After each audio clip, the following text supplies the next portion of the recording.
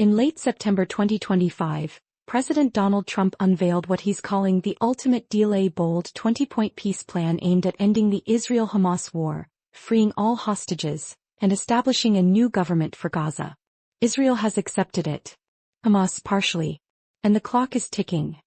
At the heart of Trump's proposal is an immediate ceasefire. Both sides must stop all fighting. Israel ends its bombing campaign and Hamas halts its rocket fire. Next, Hamas must release all remaining hostages, living and deceased, in exchange for several thousand Palestinian prisoners held by Israel. But the biggest shift comes with governance. Hamas would relinquish control of Gaza, handing over authority to a technocratic Palestinian council.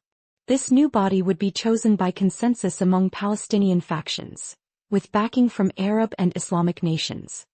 Israel would begin a phased withdrawal of its forces from parts of Gaza, tied to Hamas's compliance and the release of hostages. In the interim, Gaza would come under international oversight, supervised jointly by the United States and former British Prime Minister Tony Blair. One of the plan's most controversial points: Hamas must disarm. That means dismantling its tunnels, rockets and military units. It's the toughest demand, and one Hamas hasn't yet agreed to. At the same time, the plan allows for large-scale humanitarian aid and massive reconstruction projects. The United Nations and Red Crescent would coordinate rebuilding efforts, but controversial NGOs would be excluded. And unlike earlier Trump proposals, this version does not call for forced displacement. Gazans can remain in place, or leave freely if they choose. Still, major disputes remain. Hamas opposes full disarmament. Palestinian factions are divided on what the new government should look like, and how much power international actors should have. And critics note what's not in the plan. There's no clear path toward Palestinian statehood or reunification with the West Bank. For many, that's a deal-breaker. Despite the controversy, the plan has drawn widespread international attention and support. Israel has already accepted the deal and begun preparing for a phased withdrawal.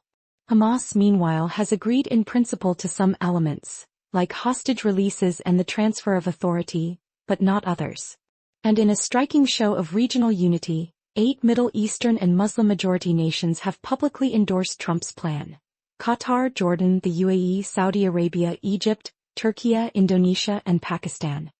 These nations praised Trump's leadership and expressed readiness to collaborate on implementing the deal and delivering humanitarian aid. Some, however, have requested clarifications, especially regarding disarmament and governance. Now all eyes are on Hamas. Trump has set a hard deadline: Sunday 6 p.m. Washington time, 1 a.m. in Gaza. He's calling it Hamas's last chance for peace.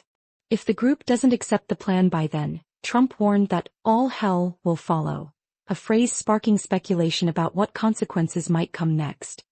Hamas leaders say they're still consulting internally, and with other Palestinian factions, before giving their final answer. 4 million caught in the crossfire, the stakes couldn't be higher. The Trump plan offers a rare glimmer of hope, a chance to end years of bloodshed and rebuild Gaza's shattered future. But without consensus and trust, even the most ambitious peace plan risks collapse. As the countdown continues, the world waits. Will this be the deal that finally brings peace to Gaza, or just another chapter in a decades-long conflict?